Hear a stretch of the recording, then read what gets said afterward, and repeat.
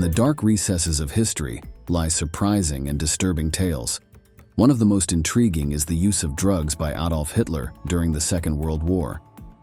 Behind these events stands the Führer's personal physician, Theodor Morell, whose name is closely linked to supplying psychoactive substances to Hitler and the Nazi militias. But the story goes beyond mere stimulants. We're talking about entering a world of excess, addictions, and desperate decisions amidst the chaos of war.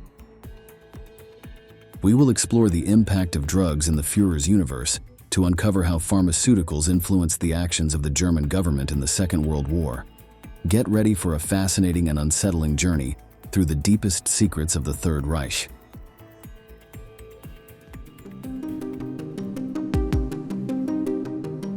Theodor Morell became a key figure in Adolf Hitler's life during the last years of the Nazi regime. Their controversial relationship, marked by the Führer's dependence on the treatments of this contentious doctor, has sparked endless questions and debates among historians. The physician entered Hitler's inner circle in 1936, quickly earning the dictator's trust thanks to his apparent success in alleviating his physical ailments, particularly his digestive issues. He employed a wide range of substances, from vitamins and hormones to animal extracts and experimental medications, generating controversies among the leader's closest associates. Morell's influence over Hitler grew over time, to the extent that he was considered a wizard by the Führer. This bond was reinforced by the flattery and servility Morell showed towards Hitler, whom he considered an infallible genius. Let's listen to a historian talking about this dark character and what a typical medical routine to which Adolf Hitler himself was subjected. He gave him injections of glucose because he felt that Hitler needed strengthening, he needed building up a bit. Hitler was a vegetarian who had a fairly miserable diet. We have the menus that were made up for him for Christmas Day, for example, which are just terrible. The specific details of the treatments and drugs administered by the doctor have been the subject of debate and speculation for decades, fueling conspiracy theories and questioning the health status and behavior of the Führer. The relationship between Morell and Hitler raises intriguing questions about the physician's influence on the decisions of the totalitarian leader and his overall health. Was he a dedicated healer seeking to alleviate his patient's suffering, or an opportunist who leveraged his position to gain favor with the most powerful man of the time? In the last months of 1944, Morell's power reached new proportions. After the failed assassination attempt he had suffered, Hitler clung more than ever to his doctor, whose influence was magnified with every dose of medication he administered.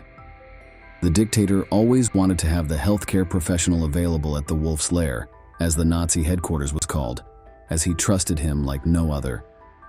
He found in the doctor a confidant and companion in the darkest moments, as he seemed to understand like no one else the physical afflictions that plagued him. While the shadow of the danger of a new assassination attempt lurked in every corner, an SS guard watched over each entrant as if they were a potential assassin. However, the doctor's briefcase and his person were an exception.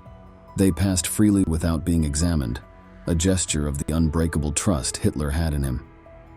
The enviable position of the self-proclaimed soul doctor generated jealousy and suspicion within Hitler's circle.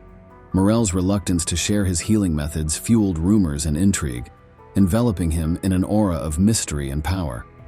Even figures like Martin Bormann, Hitler's personal secretary, stumbled upon his refusal to modify and share details of the leader's treatment.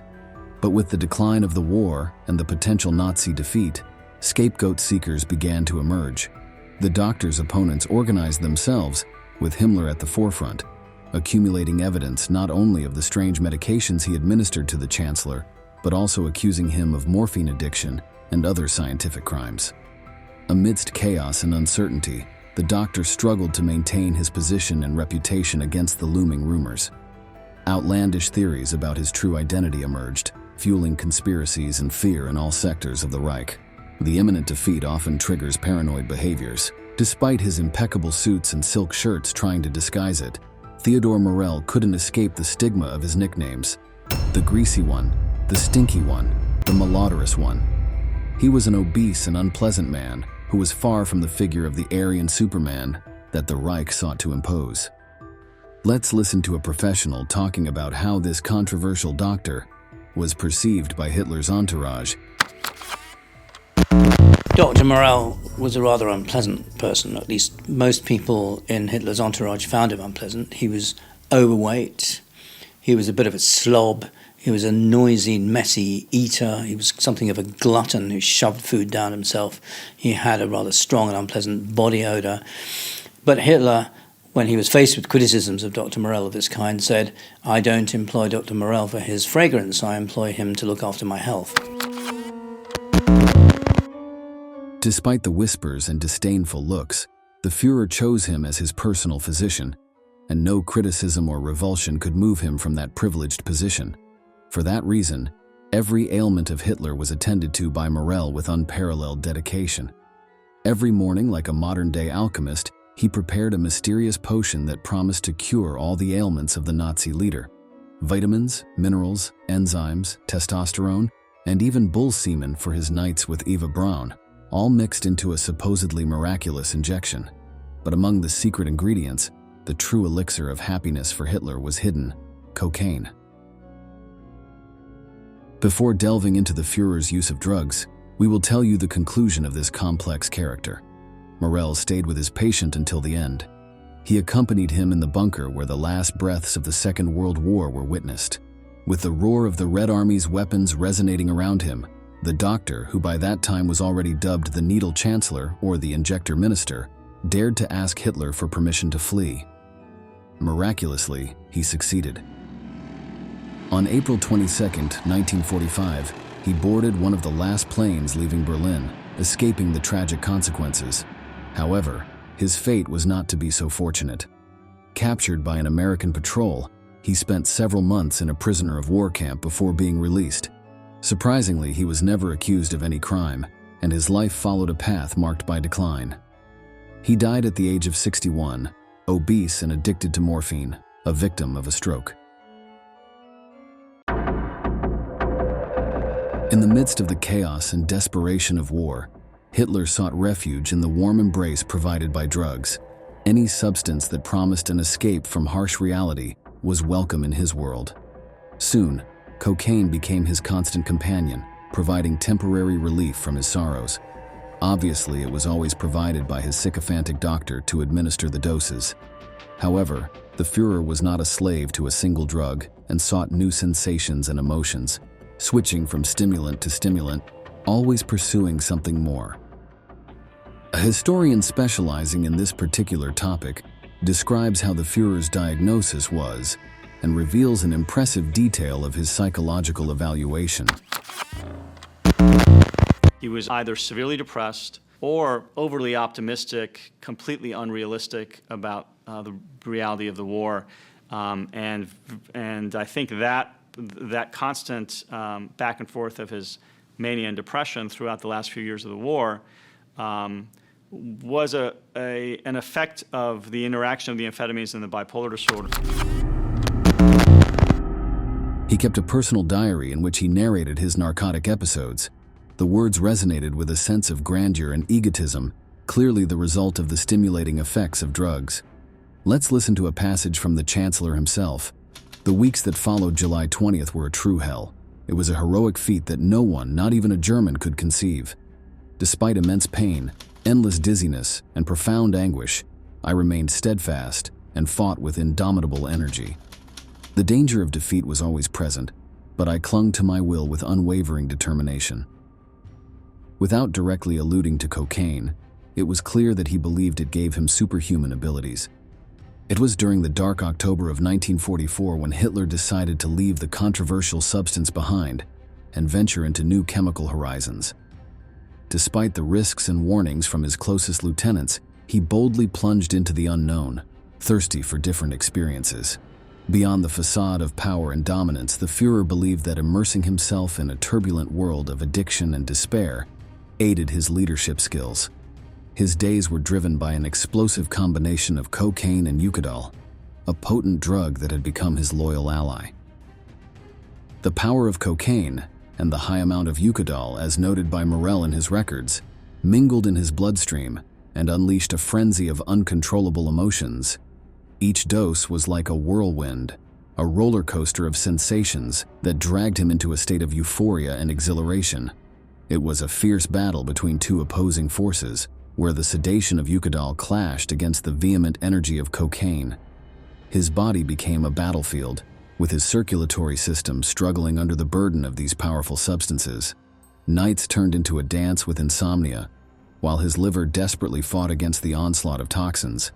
Amidst this whirlwind of feelings and substances, Hitler became trapped in a dark and chaotic world, where the line between reality and fantasy blurred. It was a constant struggle to maintain control. This dispute brought him to the edge of the abyss and plunged him into the darkest depths of his own mind.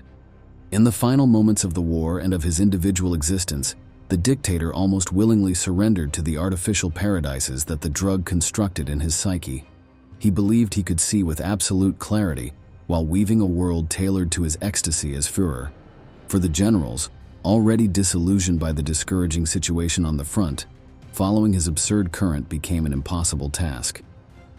The medication provided by Morel kept the supreme leader firmly entrenched in his madness, erecting an insurmountable wall, an invulnerable armor that nothing and no one could penetrate. Any hint of doubt in a war strategy was dispelled by artificially induced confidence. Even as the world crumbled around him and his actions claimed the lives of millions of people, the Führer felt fully justified in his deeds when a substance entered his veins and artificial euphoria seized him. The substances administered to Adolf Hitler included commercial poisons, as well as psychoactive drugs such as heroin, cocaine, adrenaline via eye drops, and methamphetamine, which since 1938 was marketed on a large scale in Germany as a non-prescription drug under the brand name Pervitin. The relationship between Hitler and substances is a dark and controversial chapter in history. Although clinical dependency on drugs cannot be proven for the Führer, Morel's cryptic diary from September 1944 suggests frequent use of hard drugs. It is possible that Eucadol entered the dictator's circulatory system in various ways beyond traditional forms of administration.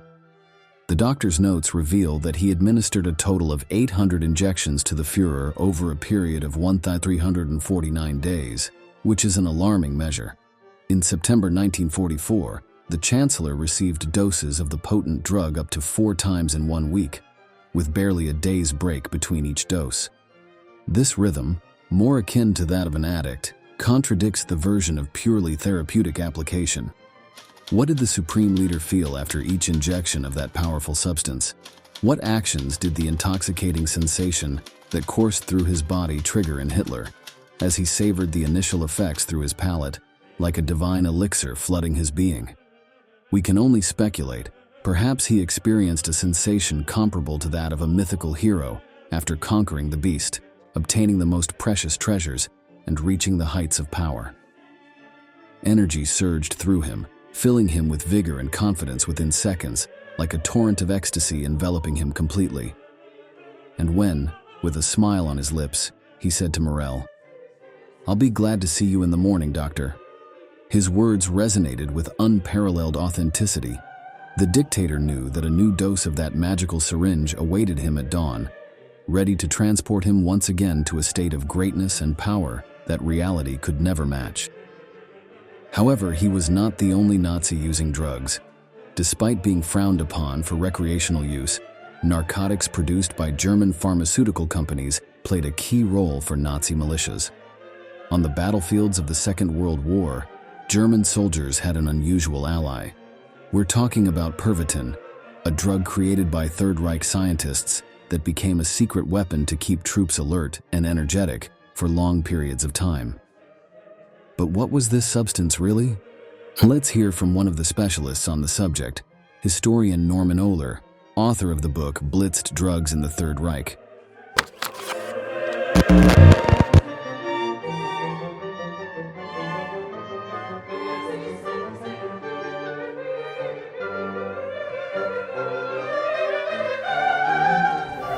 So it was very interesting for me to examine how a dictatorship like the Nazi regime was using drugs, was instrumentalizing drugs for its own good, to control people, to boost its army. Pervitin was an early form of methamphetamine, originally designed as a medication for the treatment of narcolepsy, asthma, and depression. However, the leaders of Nazism saw a much darker potential in this powerful substance and introduced it into the German army during the war. Its use was intended to keep soldiers awake and alert during full days of combat, especially in critical moments such as nighttime offensives or rapid advances. It is even said that the success of the Luftwaffe's lightning attacks, known as Blitzkrieg, was mainly due to the fact that troops were altered with this drug.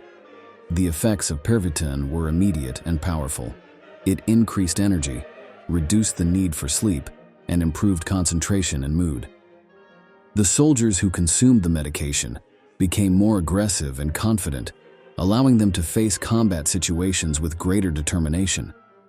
However, there were also concerning side effects, such as loss of appetite, dehydration, anxiety, and paranoia. These unintended symptoms were catastrophic for the Nazi armed forces, who had to deal with weakened soldiers who, due to their altered senses, would threaten and even kill comrades or superiors in psychotic episodes. Despite these risks, Pervitin became a widely used tool in the German army, especially in moments of crisis and extreme fatigue. Its impact on the course of the war and on the mental health of soldiers was profound and lasting, leaving a dark legacy in Germany's military history. Some soldiers turned violent, committing war crimes against civilians. Others even attacked their own officers. By 1941, usage was restricted to a doctor's prescription, and the military tightly controlled its distribution. Soldiers would only receive a couple of tablets at a time, and were discouraged from using them in combat. In summary, the link between Hitler and drugs, through his personal physician Dr. Morell, is a disturbing section of Third Reich history. The Nazi leader's dependence on a variety of psychoactive substances, such as Eucodal and cocaine, sheds light on his mental state and decisions during the final years of World War II. The widespread use of drugs in Nazi militias, especially Pervitin, is also a disturbing aspect of this period.